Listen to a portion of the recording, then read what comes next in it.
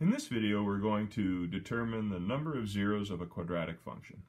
You may recall that if ax squared plus bx plus c equals 0, then x is equal to negative b plus or minus the square root of b squared minus 4ac all over 2a. Well, this part that I've circled in pink, the input to the square root portion, that's called the discriminant. So b squared minus 4ac is called the discriminant. Well, if that discriminant is less than 0, then the entire expression is undefined because we would be taking the square root of a negative quantity, and we can't do that. So since the entire expression is undefined, we say there are no zeros, or in other words, no roots, no solutions, no x-intercepts. Now, if b squared minus 4ac equals 0, then we'll be taking the square root of 0. Well, that equals 0. Negative b plus or minus 0 is the same whether you add it or subtract it. So we end up getting the same answer twice. So therefore, the square root of portion is 0, so there is only one solution. X equals negative b plus or minus 0 over 2a. In other words, x equals negative b over 2a. And finally, if that discriminant, b squared minus 4ac, is greater than 0, then there are two possible zeros because we can add the square root of b squared minus 4ac, or we can subtract the square root of b squared minus 4ac. So in summary, if the discriminant is less than 0, there are no zeros. If the discriminant equals 0, there's one zero to the quadratic relation. And if the discriminant is greater than 0, there are two zeros to the quadratic. All right, so how many x-intercepts does the function f of x equal 3x squared minus 10x plus 2 have? Well, let's look at the discriminant. The discriminant is b squared minus 4ac. b is equal to negative 10, a is equal to 3, and c is equal to 2. So we have negative 10 quantity squared minus 4 times 3 times 2 as our discriminant. In other words, our discriminant equals 76, which means the discriminant is greater than 0, which means the function has two x-intercepts. And that's what we said on the previous page. All right, how many solutions does this equation have? 5x squared plus 2 equals 3x plus 1. Well, what we want to do is we want to make one side equal 0. So we'll subtract 3x and subtract 1 from both sides. And what we end up with is 5x squared minus 3x plus 1 equals 0. So b is equal to negative 3, a is equal to 5, and c is equal to 1. So negative 3 quantity squared is 9. 4 times 5 times 1 is 20. 9 minus 20 is negative 11. So the discriminant is less than 0, so our equation has 0 real solutions. Now, there are technically solutions in the complex number system, but that's beyond the scope of what we're talking about right now. How many roots does this equation have? Well, b is negative 8, a is 8, and c is 2. So b squared minus 4ac ends up equaling 64 minus 64, which is 0. So the discriminant equals 0, and the equation has one root. And how many zeros does this function have? G of x equals 9x squared minus 10x plus 2. Well, we have all the terms on one side, and so we can let the function itself equal 0, and b is negative 10, a is 9, c is 2. We end up getting 28 as the value of our discriminant, so the function will have two zeros. Now we're going to take a little sidestep here, and that's why I wrote it in a different color. This is kind of its own topic, but it's going to be relevant to the next thing we do. So we're going to take a look at something called a quadratic inequality. A quadratic inequality means we have a less than or greater than sign, or less than or equal to or greater than or equal to. It's not an equation. And we have an exponent of 2. So let's suppose that c squared is less than 4. The way we solve that is we take the square root of both sides. Now, we have to remember two things. The square root of c squared is the absolute value of c, not just plain old c. Sometimes people make the mistake of saying, when I square root this side, I get c. That's not true. We get the absolute value of c. And also, we have to remember that the square root of 4 is 2. It is not plus or minus 2. So we don't get c is less than plus or minus 2. We get the absolute value of c is less than 2. So here we go. C squared is less than 4. We take the square root of both sides. Absolute value of c is less than 2. Now, what does that mean? Well, we're looking for values of c that have an absolute value less than 2. The absolute value of c means the distance of c from 0. Therefore, we want numbers that are less than 2 units away from 0 on a number line. That's what it means for the absolute value of c to be less than 2. It means that on a number line, it's less than 2 units away from 0, whether on the left or on the right. So what we can do, we can find these values by sketching a number line and identifying 0. And then we identify the points on the number line where the absolute value of c equals 2. In other words, c equals -2 or c equals 2. And then what we do is what's called interval testing.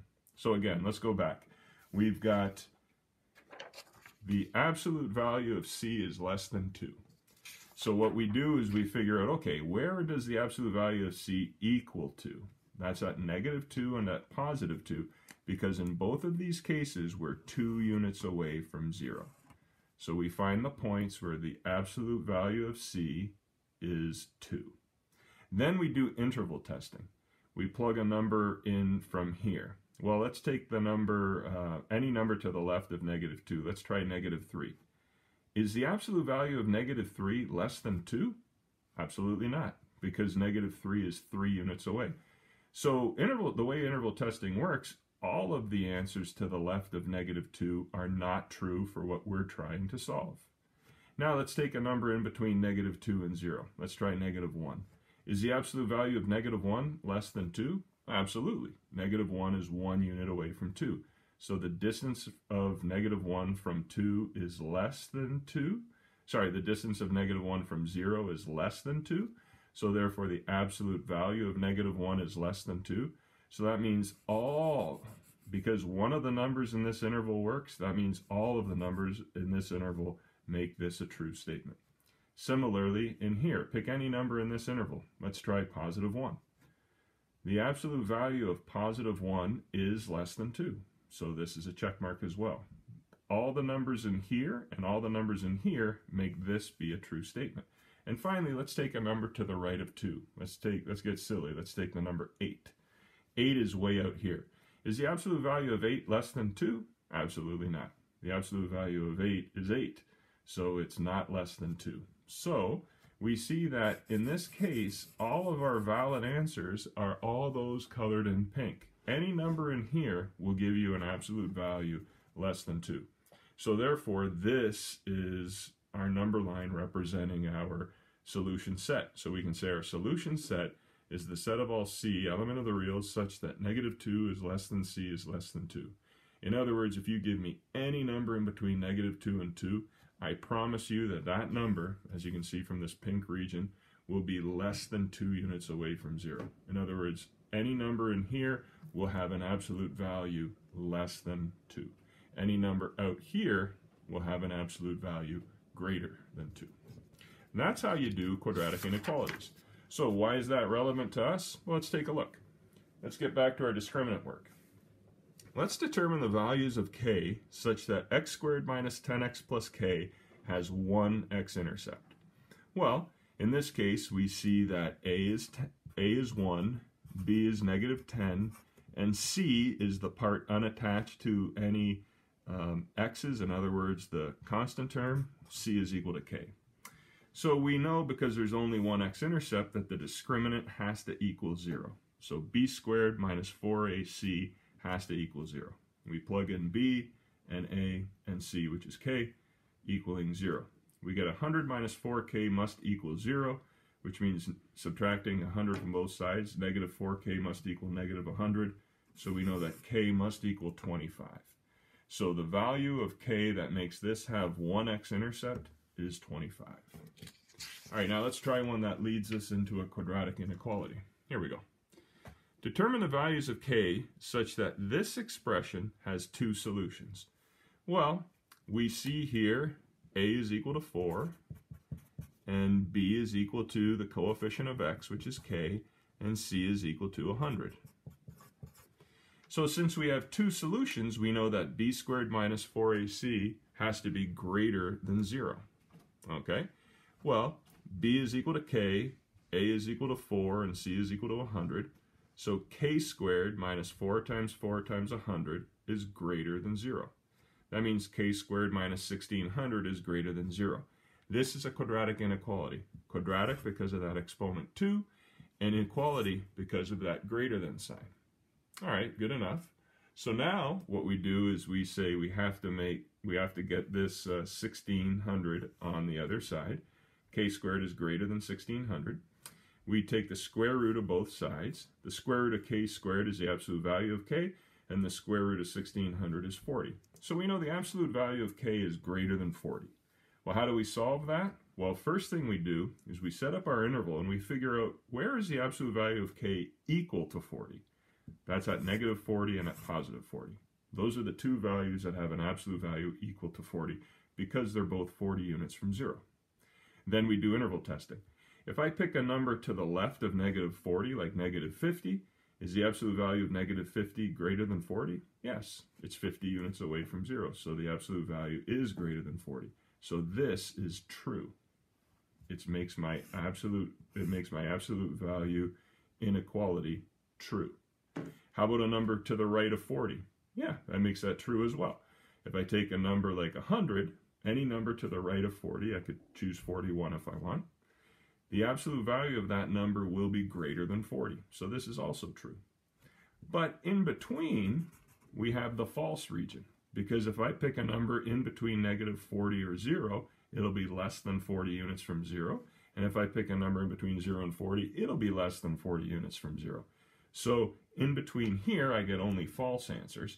So I see that my solution set is all the numbers to the left of negative 40 or to the right of positive 40. So I can say the solution set is the set of all k element of the reals such that k is less than negative 40 or k is greater than positive 40. All right, let's try another one. Determine the values of k such that this expression has no x-intercepts. Well, we see here we've got a equaling negative 2, b equaling negative k, and c equaling negative 18. So, no x-intercepts means b squared minus 4ac is less than 0. So, negative k quantity squared minus 4 times negative 2 times negative 18 is less than 0. That means k squared minus 144 is less than 0. Add 144 to both sides, we get k squared is less than 144. Square root both sides, and what we have is the absolute value of k is less than 12. That means I'm looking for numbers whose distance from 0 is less than 12. Well, those are all the numbers in between negative 12 and positive 12.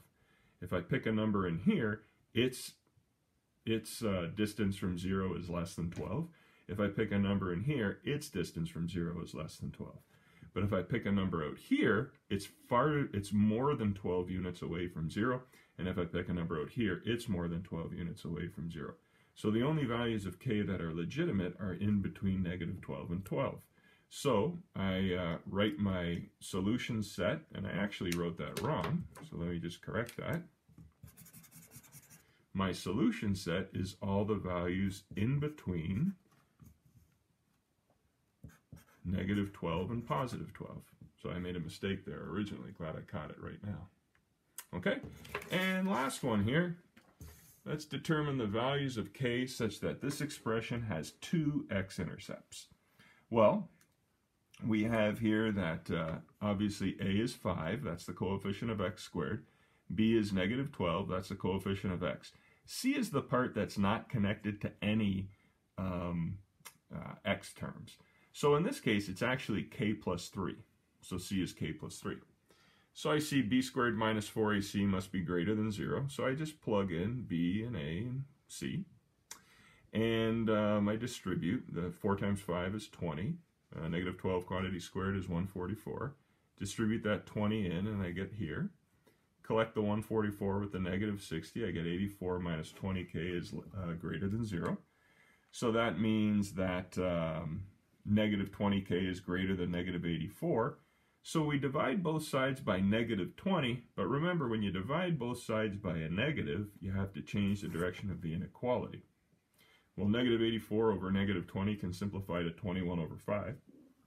So I don't need to do any absolute value analysis because this wasn't a quadratic inequality. There was no exponent 2 here, so it wasn't a quadratic inequality at all. I can just say k is less than 21 over 5. So my solution set is all k element of the reals such that k is less than 21 over 5.